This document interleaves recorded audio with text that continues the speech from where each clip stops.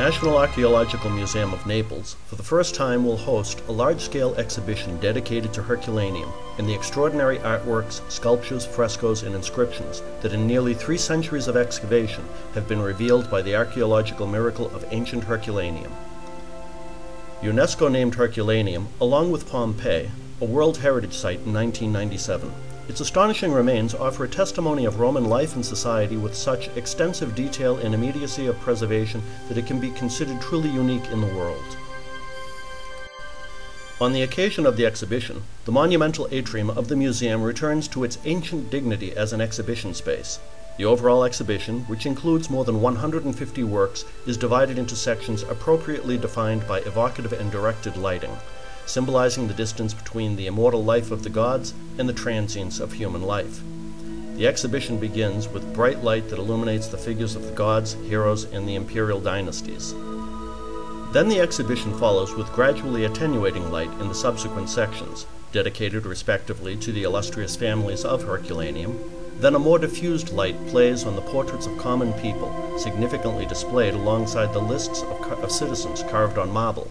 while darkness envelops the skeletons of the men, women, and children who had sought refuge on the ancient shores and in the vaulted spaces facing onto the sea, when with swift and unimaginable brutality the first surge from the volcanic eruption of Vesuvius engulfed them, forever capturing, in a kind of macabre snapshot, their last seconds of life.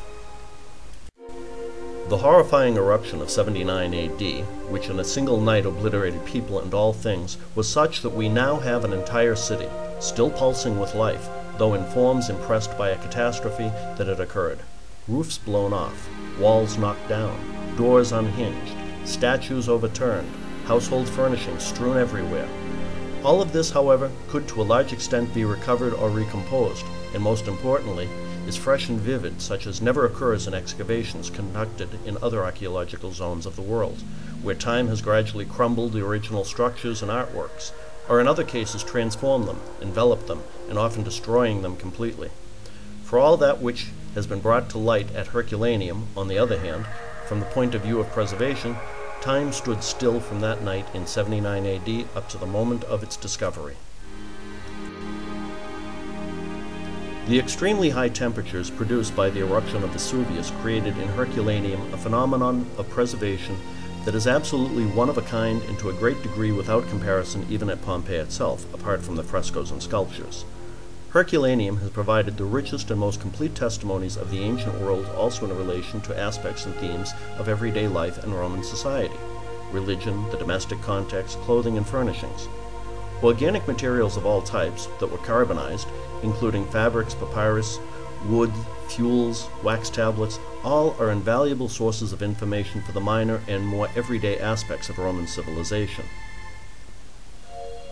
This exhibition presents to the public for the first time almost all of the large statuary works from Herculaneum, which belong to different periods in the history of the excavations and that determine the city's different destiny as a place of preservation, and thus also of potential benefit to the public.